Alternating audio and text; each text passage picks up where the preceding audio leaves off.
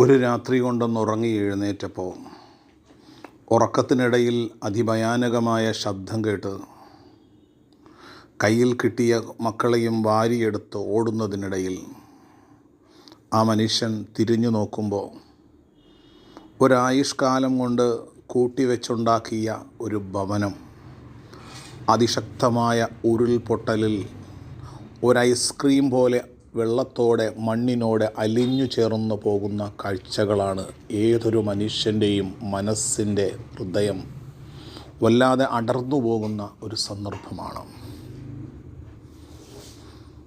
3-4 ദിവസം കൊണ്ട് ഇതിൻ്റെ നേർക്കാഴ്ചകളാണ് നമ്മൾ കാണുന്നത്.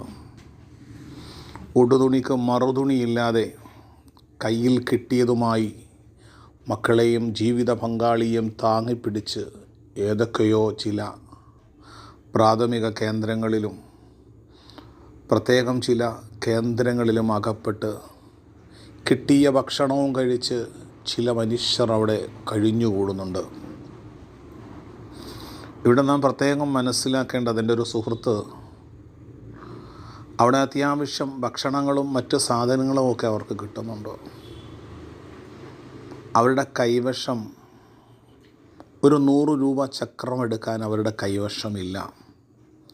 ഈ ആവേശവും ഈ ആത്മാർത്ഥതയും കേരളം ഒരുമിച്ച് നിന്ന് ഒറ്റക്കെട്ടായി ജാതിമത ചിന്താഗതികൾക്കതീതമായി എല്ലാവരെയും ചേർത്തു പിടിക്കുന്ന ഇന്ത്യയിലെ മറ്റുതര സംസ്ഥാനങ്ങളെ അപേക്ഷിച്ച് മലയാളികളുടെ ആ ഒരു ഒത്തൊരുമ ഒരു വല്ലാത്ത ഒരു ആത്മാഭിമാനത്തിൻ്റെ വല്ലാത്ത നിമിഷമാണ്.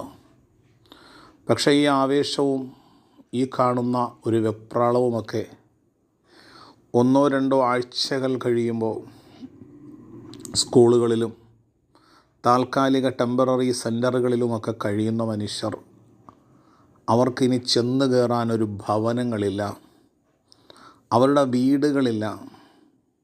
ശരിക്കൊന്ന് ഭക്ഷണം കഴിച്ചാൽ പ്രാഥമികമായ കൃത്യം നിർവഹിക്കാൻ ഒരു ടോയ്ലറ്റ് സംവിധാനങ്ങൾ പോലുമില്ല.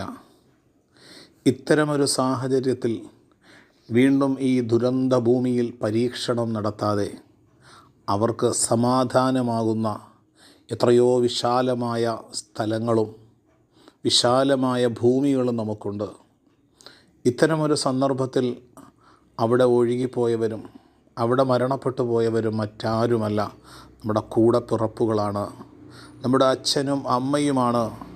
അവരുടെ കൈകളും കാലുകളും ഉടലുകളുമൊക്കെയായി പല ഭാഗങ്ങളിലായി എന്തെങ്കിലും ജീവിതത്തിൻ്റെ 2 അറ്റം ജീവിതത്തിലേക്ക് കൊണ്ടെത്തിക്കാനുള്ള ഭർത്താവ് മരണത്തിലേക്ക് പോയവർ, വീടിൻ്റെ താങ്ങും തണലുമായിരുന്ന മക്കൾ മരണത്തിലേക്ക് പോയവർ, ജീവിതത്തിൽ ഒറ്റപ്പെട്ടു പോയ ആ മനുഷ്യർ, അവർക്ക് കിടക്കാൻ പട്ടിണിയാണെങ്കിലും അന്തി ഉറങ്ങാൻ ഒരു അന്തിക്കൂട്ട് അഥവാ ഒരു ഭവനമാണ് അവർക്കവിടെ ആവശ്യം.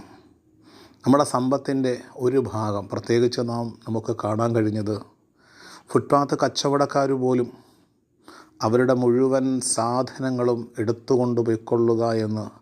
കാരണം ആ വയനാടിൻ്റെ ആ പ്രദേശങ്ങളിലുള്ളവരുടെ നീറ്റലുകളും വേദനകളും മനസ്സിലാക്കി സർവ്വതും എടുത്തുകൊണ്ടുപോകാൻ ആവശ്യപ്പെടുമ്പോൾ നമ്മുടെ സമ്പത്തിൻ്റെ ഒരു ഭാഗം അവർക്ക് വേണ്ടി മാറ്റിവെക്കാൻ കഴിയണം. ലോക്കറുകളിൽ സൂക്ഷിച്ചിരിക്കുന്ന 100-150 പവൻ സ്വർണം വെറുതെ ചത്തു കിടക്കുന്നുണ്ട്. അതിൽ നിന്ന് കുറച്ചെടുത്ത് ആ സാധു മനുഷ്യരുടെ ഭവന നിർമ്മാണത്തിനും അത് വെറും ഒരു പായ്വേക്കായി മാറാതെ അവരുടെ അനന്തഭാവിയിൽ നമ്മളെപ്പോലെ ജീവിക്കുന്ന ആ മനുഷ്യർ, കൊട്ടാരം പോലെ വീടുകളും എല്ലാം ഉണ്ടായിരുന്നവർ, വാഹനങ്ങളുണ്ടായിരുന്നവർ, ഒന്ന് നേരം വെളുത്ത് എഴുന്നേറ്റപ്പോൾ എല്ലാം നഷ്ടപ്പെട്ടു പോയവർ, അവരെ ചേർത്തു പിടിക്കാൻ, അവരുടെ ജീവിതത്തിൻ്റെ വീഴ്ചകളിൽ നിന്ന് കൈതാങ്ങി അവരെ എഴുന്നേൽപ്പിക്കാൻ ദൈവം നമ്മെ അനുഗ്രഹിക്കുമാറാകട്ടെ. നന്ദി, നമസ്കാരം.